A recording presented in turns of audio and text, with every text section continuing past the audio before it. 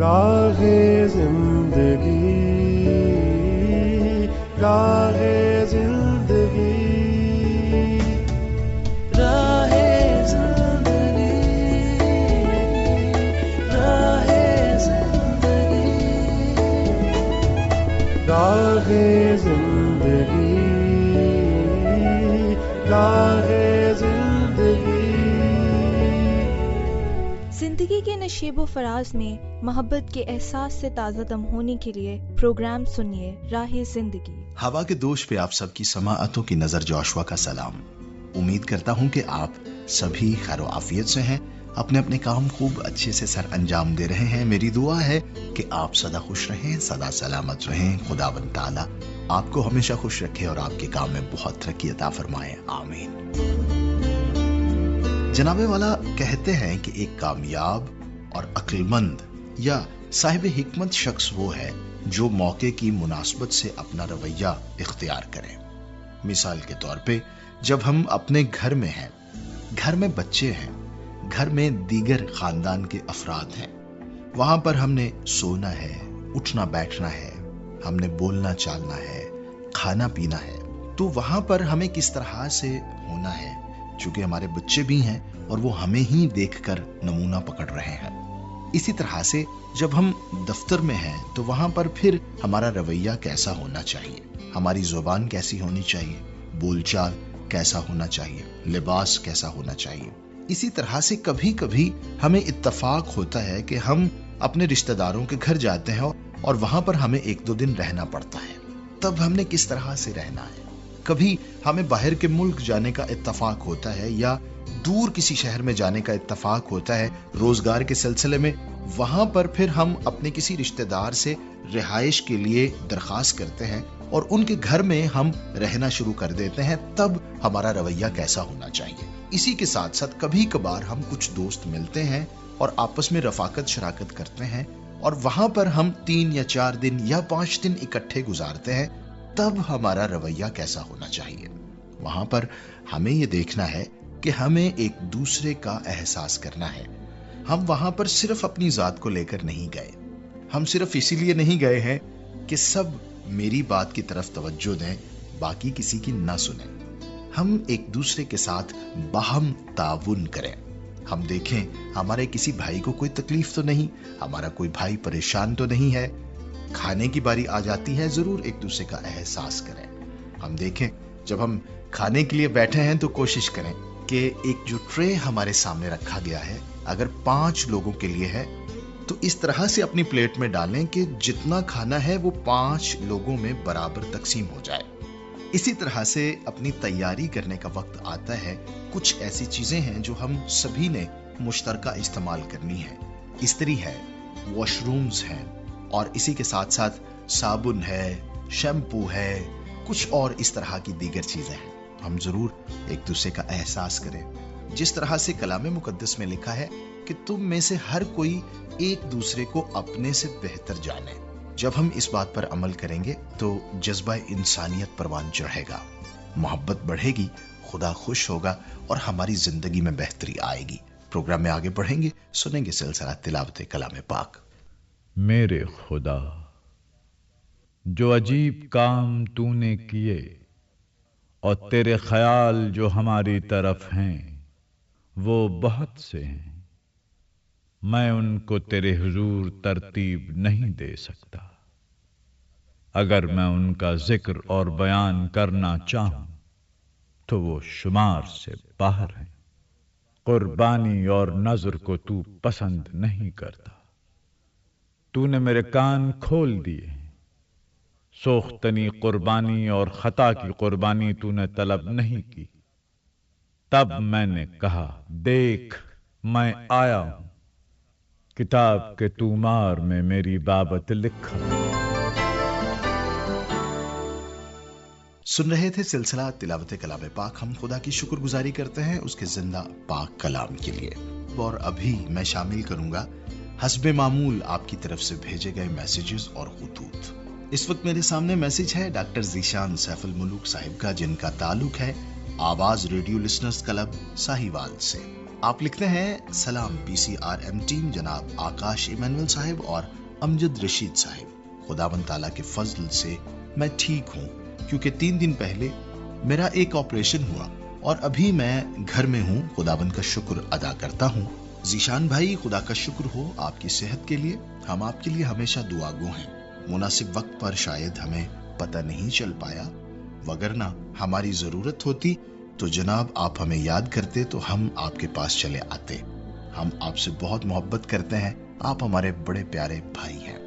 آپ لکھتے ہیں کہ جوشوا بھائی کی میزبانی میں پروگرام راہ زندگی سنا، تلاوت کلام مقدس سے برکت پائی، حمدیہ گیت سنا اور برکت حاصل کی، خطوط کے سلسلے کو بھی سراہا۔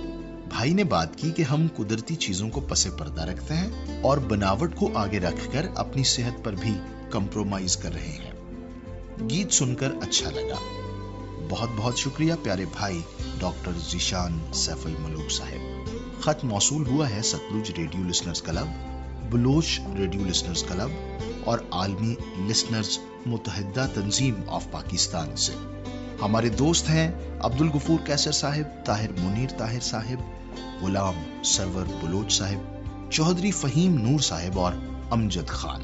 لکھتے ہیں سلام خلوص و محبت برادرم آکاش ایمینول صاحب، امجد رشید اور ندیم مسیح جی، آپ سبھی پر سلامتی ہو، جناب آپ پر بھی سلامتی ہو۔ آپ نے لکھا کہ عادل مشتاق اور شزرہ ایمان کا پیش کردہ عمدہ اور مزیدار پروگرام سننے کو ملا۔ پروگرام میں کلام مقدس سے اقتباس اور حمدیہ گیت نہ گھبرا خوف نہ کھا خدا نے کہا کہ میں تیرے نال ہاں سن کر دل کو بڑا حوصلہ ہوا اور دل نور ایمان کی شمع سے منور ہو گیا۔ ابتدا میں سلام و دعا اور احوال حال کے بعد امن، صلح اور لڑائی جھگڑے سے بچاؤ پر عمدہ، معیاری اور قابل تقلید باتیں کی گئیں۔ بہت عمدہ PCRM ٹیم۔ آپ دوستوں کا بھی بہت شکریہ، آپ اتنے اچھے الفاظ میں ہماری حوصلہ افزائی کرتے ہیں۔ ہمارے پیارے دوست افضل شاہین صاحب اور ان کے ساتھ ہیں امجد خان صاحب، ستلج ریڈیو لسنرز کلب، شہر وفا بہاول نگر سے۔ ارے واہ کیا خوبصورت نام ہے، شہر وفا۔ آپ نے لکھا محترم آکاش صاحب، محترم امجد رشید اور محترم جوشوا صاحب، آداب عرض ہے، امید ہے مزاج گرامی بخیر ہوں گے۔ پروگرام راہ زندگی سنا، جوشوا جی نے پیش کیا، آج کل کے حالات کے بارے میں بتایا گیا، ذہنی دباؤ کے بارے میں بتایا گیا۔ ہمارے بڑے خدا پر توکل کرتے تھے، اسی لیے وہ پرسکون تھے، وہ لالچی نہیں تھے۔ ہم لوگوں نے لالچ شروع کر دیا ہے، اس لیے پریشان ہے۔ تلاوت کلام پاک پیش کی گئی، اس کے بعد حمدیہ گیت شکر کرو رب کا پیش کیا گیا، یہ سن کر بہت اچھا لگا۔ شکریہ جناب، ہمیں بھی آپ کا خط پڑھ کر بہت اچھا لگا، آپ نے اپنے ہاتھ سے لکھا ہے، یہ ہمارے لیے قابل قدر ہے۔ یہ تھے آپ کی طرف سے بھیجے گئے میسیجز اور خطوط۔ عرض کرتا چلوں ہمیں اسی طرح سے فیڈ بیک دیتے رہیے گا، خط لکھ کر پوسٹ کر سکتے ہیں آپ ہمارے اس پتے پہ، پروگرام راہ زندگی، PO باکس نمبر 117 یعنی 117 فیصل آباد پاکستان۔ کال یا میسج کے لیے ہمارا نمبر ہے 0316 74 77 655 یعنی 0316 7477 PCRM فیصل آباد کے نام سے ہماری فیس بک ID ہے اور PCRM TV کے نام سے ہمارا YouTube چینل ہے۔ ہم منتظر رہیں گے آپ کی جانب سے فیڈ بیک کے۔ فی الحال پروگرام میں آگے بڑھتے ہیں، سنتے ہیں سلسلہ قدرت کے کرشمے۔ سامعین، درخت ہماری زمین اور انسانی زندگی کا ایک نہایت اہم اور ضروری جزو ہے، اور آج ہم پروگرام قدرت کے کرشمے میں واکنگ پام ٹری کے بارے میں بات کریں گے اور جانیں گے کہ کیسے یہ ایک جگہ سے دوسری جگہ حرکت کرتا ہے اور اس میں خدا تعالیٰ کی کیا قدرت کار فرما ہے۔ درخت طوفانی پانی کے بہاؤ اور مٹی کے کٹاؤ کو کم کر کے ہماری آبی گزرگاہوں کو صاف رکھنے میں مدد دیتے ہیں، اور اس کے ساتھ ساتھ درخت پانی اور مٹی سے کیمیکلز اور دیگر آلودگیوں کو بھی فلٹر کرتے ہیں۔ درخت ہمیں مختلف اقسام کے پھل، ایندھن اور فرنیچر کے علاوہ مختلف قسم کا سامان بھی فراہم کرتے ہیں۔ سامعین، سوکریٹیا ایکزورائزا، جسے چلتے ہوئے کھجور کا نام بھی دیا گیا ہے، وسطی اور جنوبی امریکہ کے جنگلات میں واقع ہے اور اس کے بارے میں یہ اندازہ لگایا جاتا ہے کہ یہ درخت سائے سے سورج کی روشنی کی طرف چلتا ہے اور جس طرف سفر کرنا چاہتا ہے اسی سمت میں اپنی جڑیں بڑھانا شروع کر دیتا ہے اور پھر پرانی جڑوں کو ہوا میں اٹھا کر ختم ہونے دیتا ہے۔ کہا جاتا ہے کہ اس عمل میں 2 سال لگتے ہیں، لیکن ایک ماہر حیاتیات بتاتے ہیں کہ درخت روزانہ 2 یا 3 سینٹی میٹر حرکت کرتا ہے، اور اس بارے میں سب سے پہلے ڈاکٹر جان ایچ بورڈلی نے 1980 میں the association for tropical biology and conservation کے ایک جریدے میں رپورٹ کیا کہ اگر کسی دوسرے درخت کی شاخیں سوکریٹیا ایکزورائزا کو ڈھانکنا شروع کر دے تو یہ اپنی جڑوں کو موجودہ مقام سے دور چلنے کے لیے استعمال کرتا ہے۔ یوں یہ درخت ان رکاوٹوں سے دور ہو جاتا ہے جو ناپختہ کھجوروں کے لیے بڑے خطرات کا سبب بن سکتی ہیں، جبکہ اس کے علاوہ واکنگ پام ٹری آہستہ آہستہ سورج کی طرف نئی جڑیں بڑھا کر سورج کے سائے سے روشنی کی طرف چلنا شروع کر دیتا ہے۔ جیسے جیسے درخت روشنی کی طرف جھکتا ہے تو تب بھی یہ پرانی جڑوں کو باہر نکال دیتا ہے، چونکہ جھکی ہوئی جڑیں زمین سے اوپر ہوتی ہیں اور اس سے درخت کو ٹانگوں کا وہم ملتا ہے۔ جیسے جیسے مٹی کم ہوتی ہے تو اس کی جڑیں نئی اور زیادہ ٹھوس زمین کی تلاش کرنے لگتی ہیں، پھر آہستہ آہستہ جڑیں نئی زمین میں جم جاتی ہیں اور درخت بہت محتاط انداز میں نئی جڑوں کی طرف جھکتا ہے، جبکہ بہتر سورج کی روشنی اور زیادہ ٹھوس زمین کے ساتھ درخت کو نئی جگہ پر منتقل کرنے کے پورے عمل میں چند سال کا عرصہ درکار ہوتا ہے، جبکہ سائنسدانوں کا کہنا ہے کہ درخت کا تنا ساکن رہتا ہے اور یہ جڑیں ہیں جو حرکت کو سر انجام دیتی ہیں۔ اس سمجھی جانے والی حرکت کا تخمینہ تقریباً 2 سے 3 سینٹی میٹر فی دن لگایا گیا ہے، جو ممکنہ طور پر سالانہ 20 میٹر تک کا احاطہ کرتا ہے، جبکہ کچھ ماہرین کا خیال یہ ہے کہ اس درخت کی جڑیں دلدلی علاقوں میں درخت کو زیادہ مستحکم ہونے میں مدد فراہم کرتی ہیں۔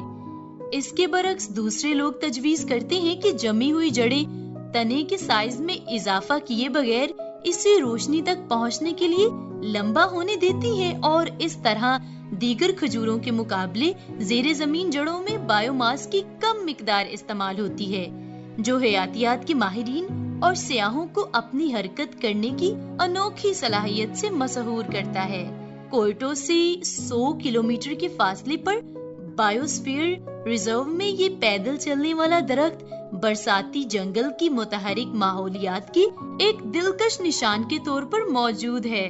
یہ جڑیں نہ صرف بے شمار اور بلند ہوتی ہیں بلکہ متعدد فوائد بھی فراہم کرتی ہیں، بشمول استحکام، نئے علاقوں کو نو آبادیاتی بنانے کی صلاحیت، ہوا کا بہتر ہونا اور اس کے ساتھ ساتھ سیلابوں میں حفاظت کرنا ہے۔ سامعین، واکنگ پام مختلف قسم کے جانداروں کے لیے مستحکم رہائش گاہیں فراہم کر کے برساتی جنگلات کے ماحولیاتی نظام میں ایک اہم کردار ادا کرتا ہے، اور اس کے بڑے پتے بے شمار جانوروں، پرندوں اور کیڑوں کے لیے سایہ اور پناہ گاہ فراہم کرتے ہیں، جو حیاتیاتی تنوع کو برقرار رکھنے کے لیے ضروری مائکرو ہیبیٹیٹ فراہم کرتے ہیں۔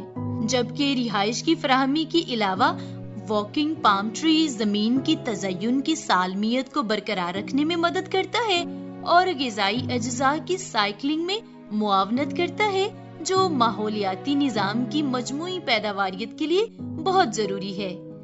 واکنگ پام ٹری کی ماحولیاتی اہمیت ثقافتی طریقوں سے بھی ملتی ہے، خاص طور پر روایتی ادویات میں۔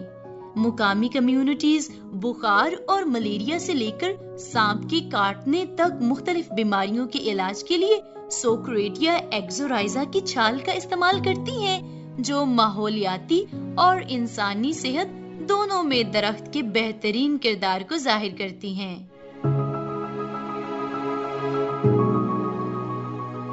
ہم نے سنا سلسلہ قدرت کے کرشمے، اسی کے ساتھ آگے بڑھیں گے، سنیں گے یوتھ ٹاک میں اپنی ٹیم کی باتیں۔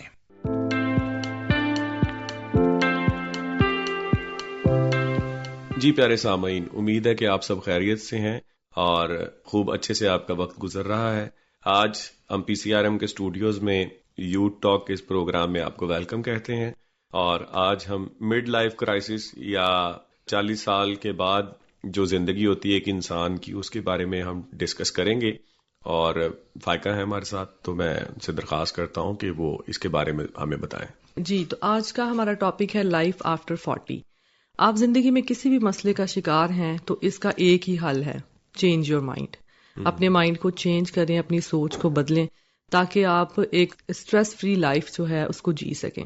آپ کی زندگی کے 2 حصے ہوتے ہیں, جس طرح پہلے بھی بات کر رہے تھے کہ 40 سال کے بعد کی زندگی.